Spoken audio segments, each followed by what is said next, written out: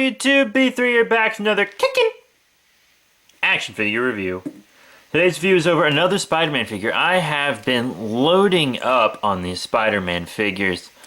I'm loving them, getting these Toy Biz ones for real cheap. Some I haven't had the balls to take out of package. But this guy I'm going to open. It's the Doc Ock with 4 Bendable Tentacles from Spider-Man 2. It's made by Toy Biz. Rest in peace, Toy Biz. I've been getting a lot of Toy Biz Spider-Man stuff lately. I got the Superposable Green Goblin. I got Battle Ravaged Spider-Man. Got the Superposable Spider-Man. Might get Spider-Man 3 figures. Right now I'm kind of turned off from Spider-Man 3 figures. They don't really interest me that much. Don't like Venom's head sculpts. Don't like the Goblin at all. Maybe Sandman. I'm not very interested in Sandman either, though. But Doc Ock I was definitely interested in. Haven't had a Dr. Octopus figure since I was a little boy, and I don't think I ever had a movie one. So, yeah, but I'm going to take this guy out of package. His package, it's in pretty good condition. Got him for the standard price for this figure. Or maybe a little cheaper. It's kind of bent in the back, and also this is jacked up because it's supposed to be down here as a border. But I'm going to show you the package since it's an older figure. I like to show packages with older figures and imports. Yeah, this Doc Ock in there, you know, he was pretty cool. I liked this movie, not as much as the first one, but I did enjoy this movie. It's not my favorite, though. But Doc Ock, 4 Bendable Tentacles, there's the figure there. Official movie merchandise. Doc Ock and Toy Biz, Doc Ock and Toy Biz. Very, very cool. Spidey and Spider-Man 2. And it shows lots of stuff, you know. You just attach them to the back of his cloak, and they bend, you know, in various positions. I really liked how his tentacles had like a mind of their own. It was really cool. And he's got the removable glasses. Oh, you can also get, you know, there's the Doc Ock himself. You can get Scooter Spider-Man when he was delivering pizzas, except, you know, it has like I think a discs launch, like the pizzas launch like out of a disc, and then there's like a Spider-Sense Spider-Man who has this cool base, I think, really cool base. But yeah, you know, you can contact Toy Biz. I would like someone to try to call that number and see if it works. I don't have the balls to do it. Just kidding. I just don't want to do it. But yeah, let's get this guy out of packaging. And here he is, folks, our Spider-Man 2 Doc Ock with 4 Bendable Tentacles out of the package. Yeah, cool figure. Not my favorite Toy Biz Spider-Man figure I have, though. Right now, I gotta say my favorite's probably my Superposable Green Goblin. And my favorite Spidey's, you know, up for grabs still. But,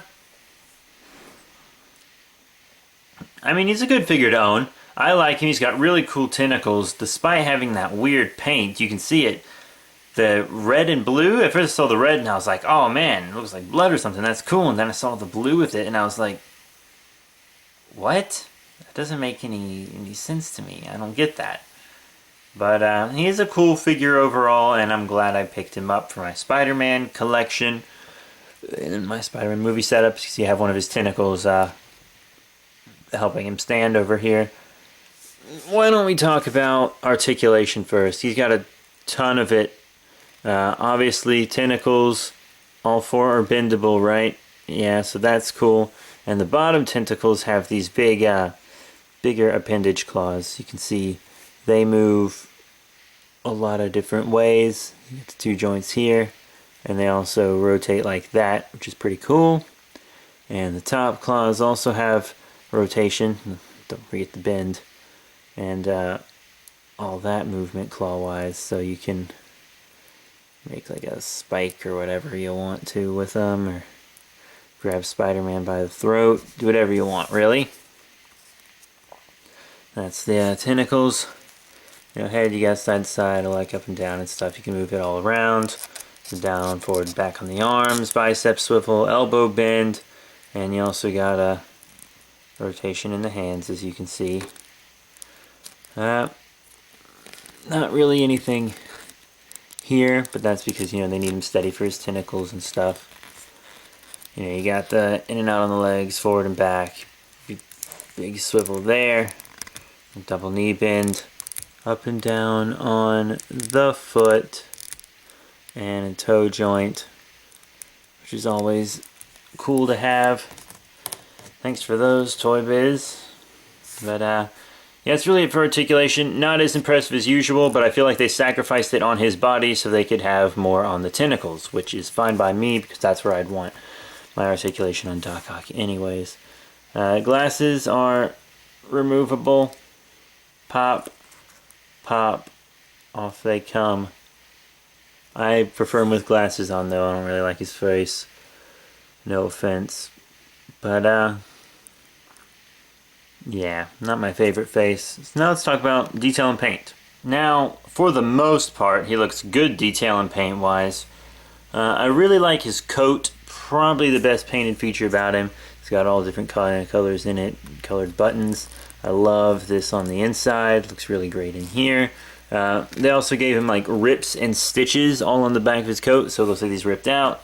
Nowadays, they'd probably just put perfectly circular holes in there and hope they lined up. But he even has detail on his back behind the cloak, like on his little spine parts and stuff, even though it doesn't need to be there because you can't really remove.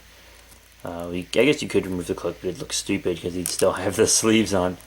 But yeah, you know, I don't like this paint here, how the joints are a different color. See, the paint like does it there too. It separates, which is dumb. Get a good wash and stuff here. Looks good. Pants look good. And he's got a lot of good paint detail on his shoes and stuff. Peg holes. And I like to look at the Tentacles for the most part. You can see you get like the yellowy bottoms, which looks good to me. And nice gunmetal all over the place. Very cool. They look really nice. What I just can't get past is this really bold red in the bottom ones. And this red and blue in the top. I don't know what the deal with that is. It's really weird. I don't know why they have that. But they do. So whatever you need. But yeah, now about we get into those size comparisons. First up, how about some of his fellow Toy Biz movie Spidey figures? Here on the left we have the Battle Ravaged Spider-Man, and here on the right we have the super articulated or superposable Green Goblin.